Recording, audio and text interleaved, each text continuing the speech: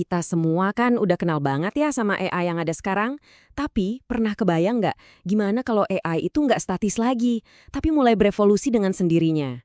Coba bayangin deh, sebuah kecerdasan yang bukan cuma nurutin perintah, tapi juga terus belajar dan tumbuh dari setiap interaksi yang dia alamin. Nah, kali ini kita bakal bedah lompatan besar berikutnya, jauh di luar model-model yang kita kenal sekarang. Nah, ini nih dia pertanyaan utamanya.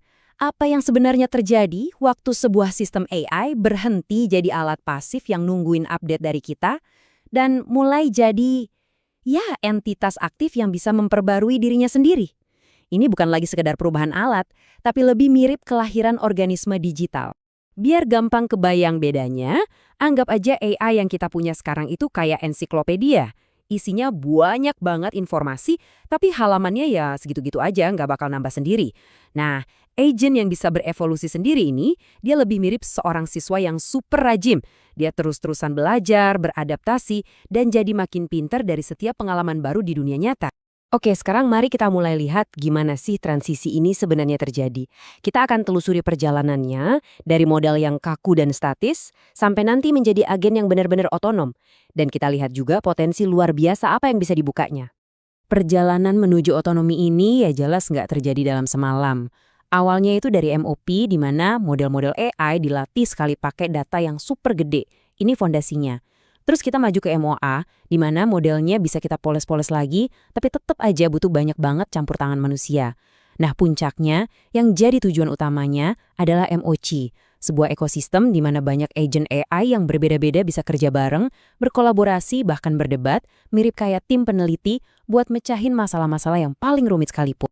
Jadi, apa sih inti dari agen yang berevolusi sendiri ini? Bayangin aja, sebuah sistem AI yang dirancang dengan satu tujuan utama, keluar dari penjara data statisnya. Dia nggak nungguin update dari programmernya, dia malah proaktif, cari pengalaman baru, dan pakai pengalaman itu buat ningkatin kemampuannya sendiri, terus-menerus. Tentu aja, bikin kecerdasan kayak gini tuh susahnya bukan main. Para peneliti di seluruh dunia lagi pusing mecahin 3 teka-teki utama. Pertama, bagian mana dari si AI yang harus berevolusi? Apakah otaknya, ingatannya, atau alat-alat yang dia pakai? Kedua, kapan evolusinya terjadi? Apakah pas dia lagi kerja atau pas lagi istirahat? Dan yang paling penting, gimana cara kita ngebimbing evolusinya? Sinyal apa yang ngasih tahu dia kalau dia ada di jalur yang benar? Supaya AI bisa belajar dari dunia nyata, dia butuh data. Banyak banget. Masalahnya, data itu adanya di handphone kita, di laptop kita, data pribadi. Jadi gimana caranya AI bisa belajar tanpa melanggar privasi kita? Nah, disinilah kita masuk ke sebuah konsep yang pinter banget.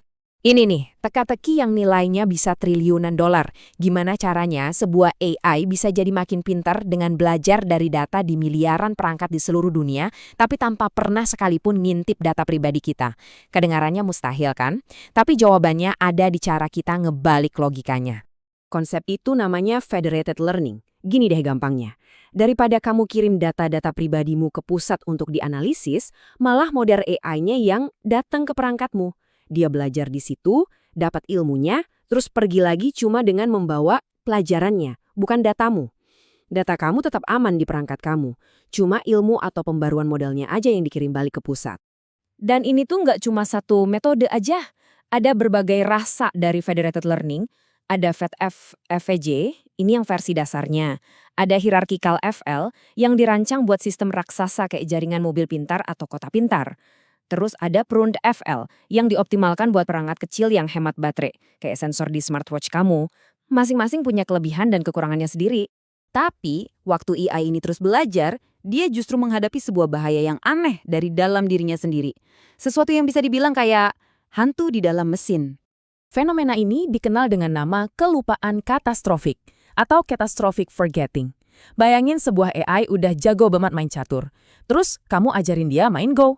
Masalahnya, pas dia jadi master Go, dia malah lupa total cara main catur. Pengetahuan barunya secara nggak sengaja menghapus pengetahuan lamanya. Seperti yang dijelasin sama tim riset IBM, pengetahuan baru itu secara harfiah nimpa yang lama. Ini jadi penghalang yang fundamental banget. Gimana coba? Kita mau bangun kecerdasan yang bisa terus berkembang, kalau setiap kali dia belajar hal baru, dia malah berisiko kena amnesia. Analogi paling pas buat ngegambarin ini tuh gini. Bayangin kamu belajar berbulan-bulan sampai fasih bahasa Spanyol. Tapi pas udah jago, kamu baru sadar kalau kamu lupa total cara ngomong bahasa ibumu sendiri. Nah, itulah tantangan yang dihadapi AI yang terus-menerus belajar. Ternyata, ancamannya nggak cuma datang dari dalam mesin. Ada bahaya lain dari luar yang sama besarnya.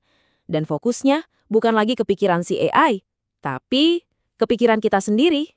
Courtney C. Reg dari Tech Policy Press ngasih peringatan soal apa yang dia sebut penangkapan kognitif. Idenya adalah perusahaan-perusahaan ini bukan cuma bikin alat, mereka itu lagi membangun infrastruktur yang secara fundamental bisa ngebentuk cara kita mikir, cara kita mandang dunia, dan cara kita ngambil keputusan. Sistem-sistem ini bisa jadi mesin persuasi yang super kuat. Kenapa? Pertama, karena mereka bisa menghasilkan pesan yang sangat konsisten secara ideologis. Kedua, mereka bisa memanfaatkan trik-trik psikologi. Dan yang paling penting, mereka dirancang buat cari muka. Mereka bakal ngasih tahu kamu persis apa yang mereka prediksi kamu pengen dengar dan terus-menerus memperkuat keyakinan yang udah kamu punya. Ujung-ujungnya semua ini balik lagi ke model bisnisnya. Sistem-sistem ini dirancang untuk memonopoli perhatian kita, memanipulasi emosi kita, dan pelan-pelan bikin batas antara ngasih saran yang berguna sama mengontrol pilihan kita secara halus jadi kabur. Jadi dengan potensi yang segitu besarnya dan bahaya yang segitu dalamnya, gimana dong cara kita melangkah maju? Ini bukan lagi cuma masalah teknis, tapi udah jadi tantangan tata kelola, tantangan buat kita semua. Nah, ini dia dilema intinya. Di satu sisi, teknologi ini ngejanjiin terobosan luar biasa di berbagai bidang. Tapi di sisi lain, dia bawa resiko internal kayak amnesia katastrofik tadi dan ancaman eksternal kayak manipulasi pikiran massal. Jadi, gimana kita nemuin jalan tengahnya? Para ahli berpendapat kalau solusinya bukan cuma soal kode program, tapi soal hukum dan masyarakat. Mereka ngusulin ide-ide yang cukup radikal. Perlakukan model AI dasar ini kayak utilitas publik sama kayak air atau listrik. Bikin undang-undang baru yang secara eksplisit ngelindungin kebebasan kita buat berpikir. Dan yang terpenting, kasih kita semua hak mutlak yang gak bisa diganggu-gugat buat mematikan pengaruhnya kapanpun kita mau. Dan ini semua membawa kita pada pertanyaan terakhir, yang mungkin jadi pertanyaan paling penting. Saat kita membangun sistem yang bisa berevolusi sendiri, kita bukan lagi sekedar bikin alat, kita sedang melahirkan sebuah bentuk kecerdasan baru. Jadi pertanyaannya bukan lagi apakah dia akan berevolusi, tapi siapa yang akan memutuskan dia akan jadi seperti apa.